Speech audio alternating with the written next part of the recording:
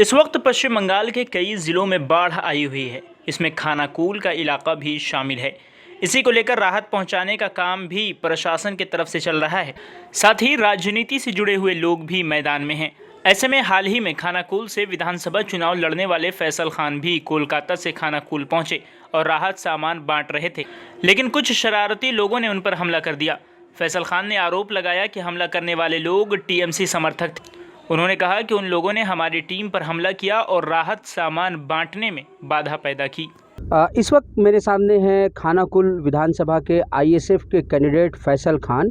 फैसल खान, आपको बता दें कि हाल ही में जो विधानसभा का चुनाव हुआ था, इसमें वो आईएसएफ इंडियन सेकुलर फ्रंट के कैंडिडेट थे। हालांकि वो चुनाव हार गए, लेकिन चुनाव हारने के बाद इस वक्त जो पश्चिम बंगाल के कई ज़िलों में सैलाब आया हुआ है, बाढ़ आई हुई है, तो ये कल खानाकुल में रिलीफ का सामान लेके गए थे ताकि वहाँ के लोगों को कुछ मदद पहुँचाई जाए। लेकिन इन्होंने आरोप लगाया कि ये जब रिलीफ का सामान लेके पहुँचे तो टीएमसी के कार्यकर्ताओं ने इन पर कथित रूप पर हमला किया।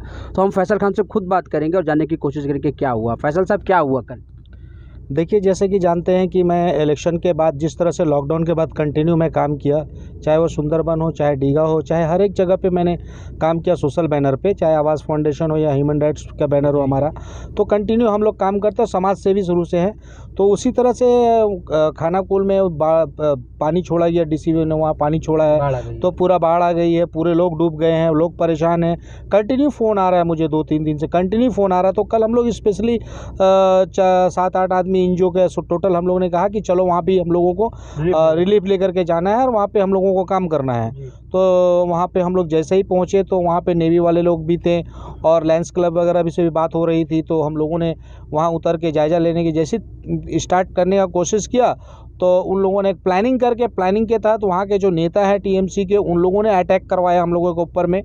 तो उन्होंने जो अटैक करवाया तो वो जो सारे लड़के थे वो सारे पिए हुए थे, पूरा शराब में लुत्फ़ थे। मगर वो किस तरह से अल्फाज कर, देखिए आज जैसे देख सकते हैं कि आप मीडिया में जिस तरह से वायरल हो रहा है कि जिस तरह से मुझे धक्का दिया जा रहा है, जिस तरह से मारा जा रहा है, जिस तरह से मुझे यहाँ पे अटैक किया, चोट लगा मुझे, मैंने मेडिकल फर्स्ट ट्रीटमेंट लिया जा कर के, फिर मैं एफआईआर किया जा कर के थाना में।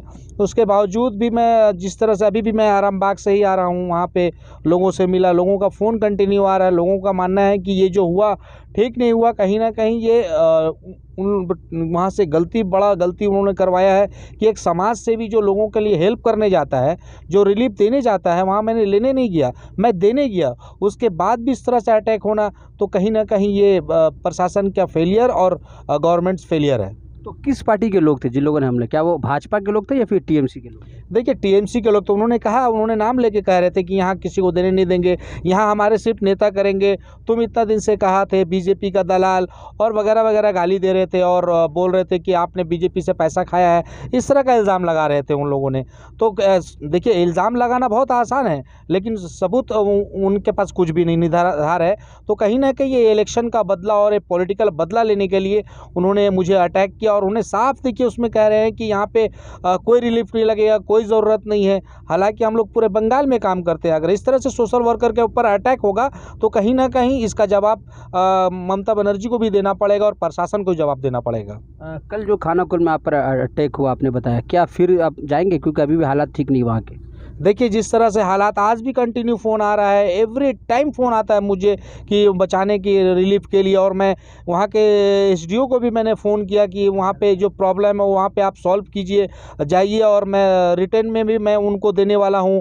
और जिस तरह से रिलीफ का ज़रूरत है तो मैं पीछे हटने वाला में से नहीं हूँ, क्योंकि हम लोग एक एनजीओ से, एक सोशल वर्कर पहले है, समाज सेवी है, पहले इंसान के पास खड़ा होना है हम लोगों के, उसके बाद फिर पार्टी की बात होगी, फिर राजनीति की बात होगी। अभी कोई इलेक्शन मोमेंट नहीं है, अभी लोगों को बचाने की लड़ाई है। अभी मुहिम हम लोगों को, सब ये नहीं जरूरी कि मैं फैसल खान आईएसएफ का था तो मैं ही काम करूंगा। ये टीएमसी का भी उतना राइट है, बीजेपी का भी राइट है, आईएसएफ का भी राइट है, सीपीएम, कांग्रेस, जितने पार्टीज है, अभी सबको बचाने की लड़ाई है। यहाँ पे राजनीति की कोई जगह नहीं बनती। कल जो घटना हुआ, क्या आपने आपके पार्टी के जो हेड है मुखिया है पीरजादा अब्बास सिद्दीकी, क्या आपने उनको सब बातें बताई? जी, मैं अभी अब्बास सिद्दीकी भाईजान से मैं खुद मिल के आया हूँ अभी, और मिल के मैंने उनसे बात भी किया। उन्होंने कहा कि जिस तरह से आप देख रहे हैं किस तरह से गंदी राजनीति हो रही है, कि लोगों को बचाने की लड़ाई में अगर इस तरह का मामला अगर पेश आता है तो प्रशासन को आपने बताया, तो मैंने हाँ प्रशासन को भी बताया, रिटर्न में दिया हूँ। और देखिए आगे की कार्रवाई क्या होती। प्रशासन से मुझे उम्मीद है, कानून से, मेरे संविधान से हम लोगों को उम्मीद है कि हमें इंसाफ मिलेगा। बहुत बढ़िया। Support Truth, support us.